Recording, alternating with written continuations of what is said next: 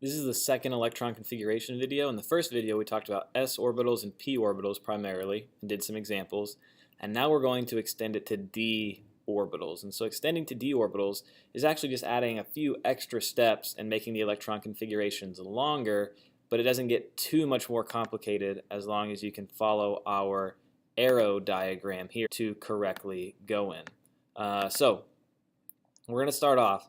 And if you have room on your periodic table, you should label this because there's something a little bit funny about the d orbitals. So we were talking about s and p, and this is row 1 for s. And then we have row 2 goes all the way across, and then row 3 goes all the way across, and that makes perfect sense. And then we have row 4, row 4, row 5, row 5, and row 6, and row 6, and row 7 right there. And that is how it goes, right? Well, the d orbitals are a little funny because the periodic table actually bumped the d orbitals down one row, and so they actually don't match up with their correct row. So the first row within the d orbitals is actually 3. So this is row 4 for s and row 4 for p, but it's actually row 3 for d. And therefore this is row 4 for d, this is row 5 for d, and this is row 6 for d. Kind of a little bit odd, and it affects how we write our electron configurations. If we look at our arrow diagram here, you'll see if we find, like, we go from 4s right here, which would be row 4 for s, and then we jump to 3d, and then we go back to 4p. So it's like row 4 to row 3 to row 4 again, and we can see that here. We go row 4 to row 3 for the d's, and then it's back to 4 for the p's.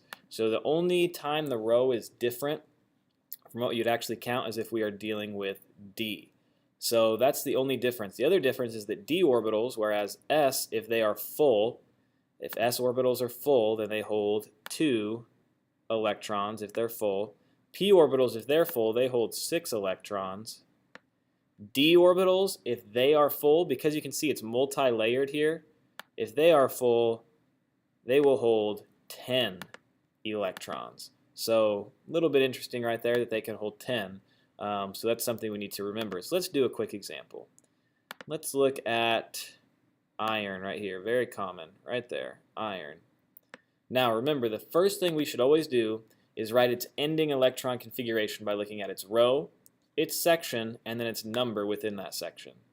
So a little weird, like I said. Let's look at its row. Normally you would think this is row 4, right? But for D's, they're like behind a row. And so we look at iron, it's right here. It's in the top row of the D's, which means it's in row 3 for the D's. So we would put a 3 right here. Then we know it's in subshell D, so we'll draw our lowercase d. And then we see here from our labels that it's in the 6th group for the subsection D. So it's going to be 3d6, just like that. So that's the basic electron configuration of iron. Now, remember, hold on, announcement.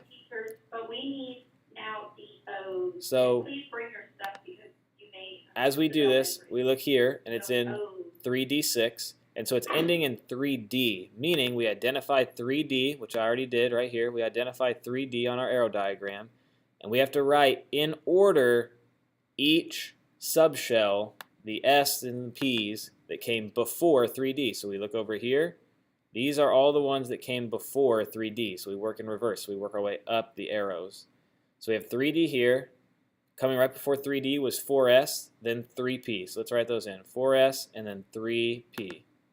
So coming before 3D was 4S, 4S, whoops, 4S, and 3P. And then coming before 3P, that's where we ended.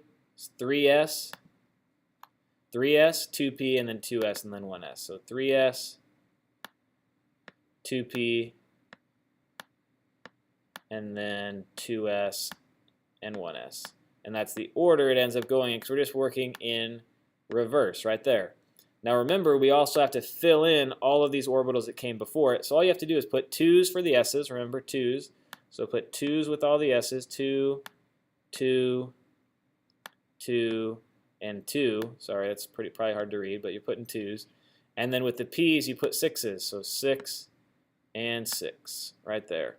And so we have 1s2, 2s2, 2p6, 3s2, 3p6, 4s2, and 3d6, which is our ending for iron. So again, you're just finding out where it ends and then looking at your arrow diagram and filling in everything that came before it. Don't worry, we'll never get all the way down here to 7i. We're not gonna do that to you. Let's do one more example here, because it really is the same thing. You just have to start at a different place. So let's do another example. We will come right here to silver, right there, silver. Okay, let me erase what I did up here. Right there, erase, erase, erase, erase, erase. Okay, let's look at silver. First thing you do, identify its row, its section, and then its group within that section. So its row is 4 because it's in the D's, so it's a row behind. So its row is 4, so we'll put a 4 here.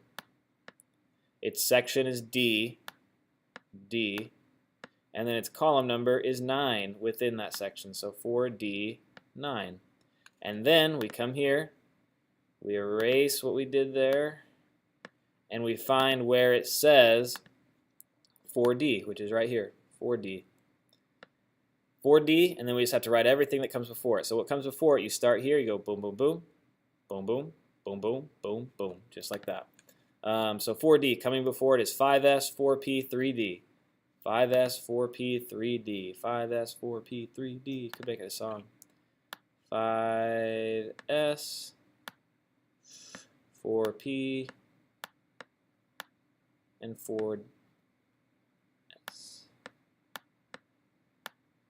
Just like that. 5S, 4P, oh, 3D. Man, I forgot 3D. That's embarrassing right there. 3D should go right there. Should make it a song so I don't forget it. Let's erase that and pause for a second. So 4S, that should be 3D right there. See, this is why you got to check your sheet so you make sure you go in the right order. 3D, and then 4S is right there. And then coming before that, this is going to get pretty lengthy. Before 4S, we have 3P, 3S, 2P, 3P, 3P, 3S, S. That's a 3, man. That's terrible. 3S, 2P, 2S, trying to fit it all in here, and then 1S right here, kind of overlapping. Okay, we know we end with 4D9. We marked off everything, so everything that came before it would be 5S, then 4P, then 3D, then 4S, then 3P, then 3S, then 2P, then 2S, and then 1S, just like that. And then we simply fill in the different things. So S's are all 2's, P's are all 6's, just like that. The D's, remember, are 10's, so you have to put a 10 next to 3D10, and then 6, and then 2. So you end up with 1S2, 2S2, 2P6, 3S2, 3P6, 4S2, 3D10, 4P6, 5S2, and 4D9. So it can get pretty lengthy, but all it is a matter of identifying where the element is, figuring out what row, subshell, and then column it's in, and then just looking at your arrow diagram, identifying where it's at, and then filling in everything that comes before it. So there you go. That's electron configuration, part 2. Farewell. Good luck.